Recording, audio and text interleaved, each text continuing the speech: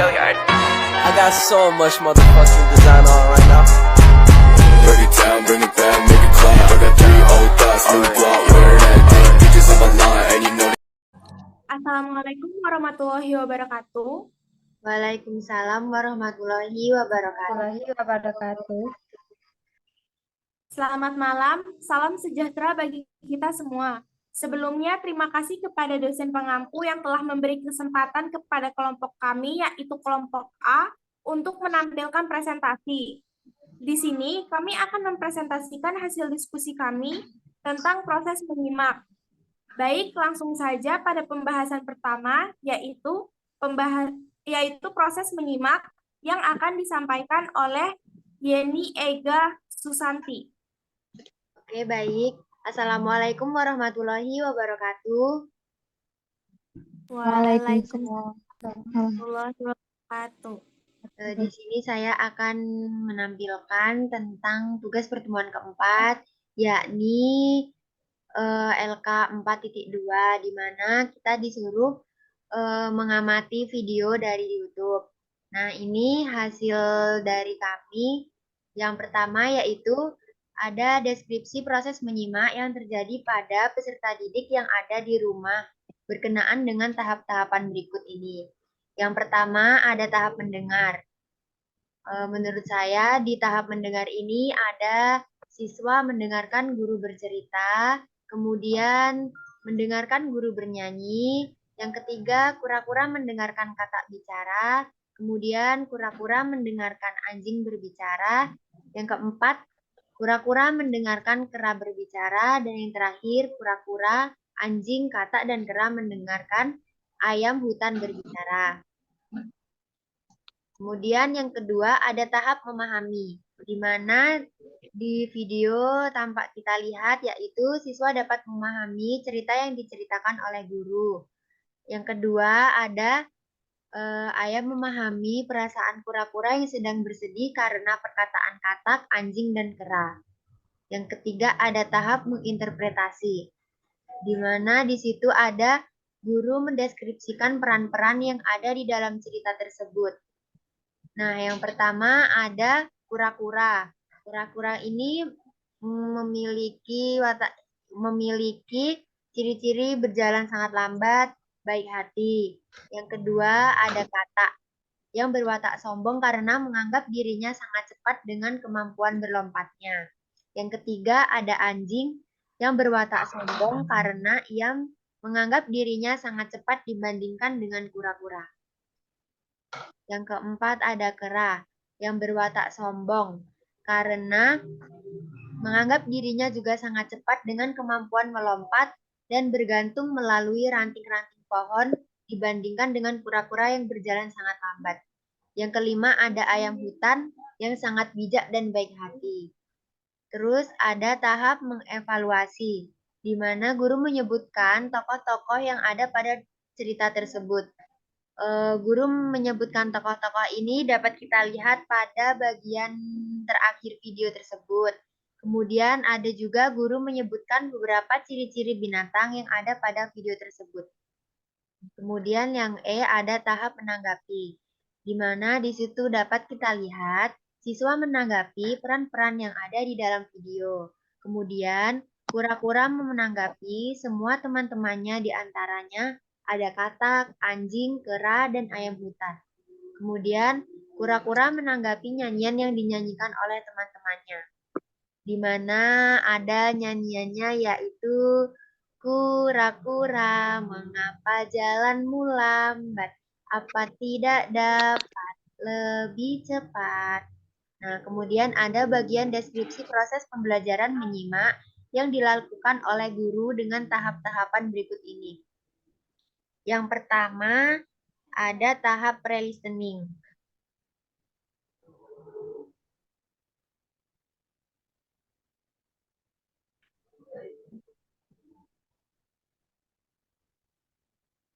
Di mana tahap pre-listening menunjukkan terlebih dahulu kosakata yang terdapat dalam bahasa. Nah, di sini saya ada menemukan guru meminta siswa untuk mengikuti guru menyanyikan lagu seperti tadi. Ini ada terdapat di dalam awal video setelah guru membuka video tersebut. Kemudian ada listening, yakni ekstensi listening diikuti dengan pernyataan umum penetapan konten. Inisiatif listening diikuti oleh pertanyaan komprehensi yang mendetail, di mana guru mendengarkan siswa yang mengulang lagu pada cerita tersebut. Kemudian ada tahap post listening, yaitu menganalisis bahasa teks, mengapa pembicara mengatakan terbatas tata bahasa tersebut. Dengar dan ulangi, guru menyetop video, murid mengulangi kata-kata. Nah, guru menghentikan video, kemudian guru menyanyikan lagu, dan siswa diminta untuk mengikuti lagu tersebut. Seperti yang sudah saya sampaikan tadi lagunya. Nah, yang kemudian ada yang terakhir, yaitu dari strategi pembelajaran menyimak. Strategi yang menurut saya paling tepat digunakan pada strategi menyimak dalam video tersebut adalah strategi bercerita. Karena bercerita menuntut siswa menjadi pembicara yang baik dan kreatif. Dengan bercerita, siswa dilatih untuk berbicara jelas dengan intonasi yang tepat dan berperilaku menarik. Di dalam cerita tersebut, guru sangat mendalami dan memiliki peran baik itu kura-kura, katak, ayam, dan kera. Intonasi yang dimainkan juga membuat siswa yang mendengarkan menjadi sangat antusias terhadap cerita tersebut. Strategi yang digunakan oleh guru tersebut juga sangat bagus. Baik, itu saja yang saya sampaikan. Saya kembalikan ke moderator.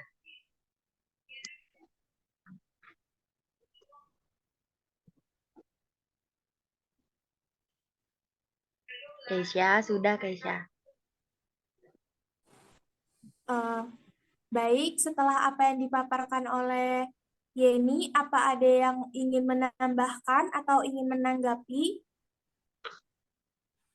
Ya, saya ingin menambahkan nomor 1. Di nomor 1 itu ada bagian A, tahap mendengar. Peserta didik mendengarkan guru bercerita, bernyanyi, dan menirukan suara beberapa hewan yang diceritakannya. Bagian B tahap memahami. Setelah mendengarkan, peserta didik memahami isi dari cerita tadi, kelebihan dan kekurangan dari 5 tokoh hewan dalam cerita tersebut. C. Tahap menginterpretasi. Setelah itu, peserta didik mencoba menginterpretasi video yang mereka dengar dan mencoba mencari makna dari cerita tersebut. Bagian D. Tahap mengevaluasi. Peserta didik mengevaluasi informasi yang mereka dengar dari video. Peserta didik mungkin akan mencoba mengkritik dan menilai cerita tersebut. Dan yang terakhir, tahap menanggapi. Peserta didik akan menanggapi isi dari video tersebut, yang dimana pembicara menanyakan informasi dari cerita dan peserta didik mencoba merespon dan memberi jawaban. Mungkin itu saja dari yang bisa saya tanggapi. Baik, terima kasih Fani. Setelah penambahan dari Fani, apa ada yang ingin menambahkan lagi? Izin menambahkan teman-teman. Ya, dipersilahkan. Saya ingin menambahkan pada bagian yang ketiga, di mana tadi Yeni menyebutkan fungsi dari strategi bercerita itu sendiri. Menurut saya, strategi bercerita tidak hanya melatih kemampuan berbicara pada peserta didik, namun fungsi dari strategi bercerita itu sendiri lebih dari sekedar melatih kemampuan peserta didik, di mana strategi bercerita tersebut dapat melatih kemampuan menyimak dan meningkatkan kemampuan berbicara pada peserta didik itu sendiri. Jadi fungsinya itu ada 2, yaitu melatih kemampuan menyimak pada siswa, lalu melatih kemampuan berbicara pada siswa. Sekian.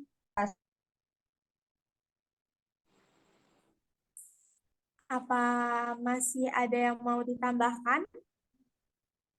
Izin, saya ingin menambahkan juga. Baik, dipersilakan untuk Fani. Saya ingin menambahkan nomor 3. Salah satu strategi yang menurut saya paling tepat digunakan guru pada pembelajaran menyimak dalam video tersebut adalah strategi menyimak DLTA. Yaitu dalam kehidupan sehari-hari, strategi ini sangat dibutuhkan karena banyak informasi yang diperoleh dari menyimak. Dengan cara menyimak, kita dapat menerima informasi. Semakin baik daya simak seseorang, maka semakin baik informasi yang diterima. Salah satu jenis menyimak di SD adalah menyimak cerita.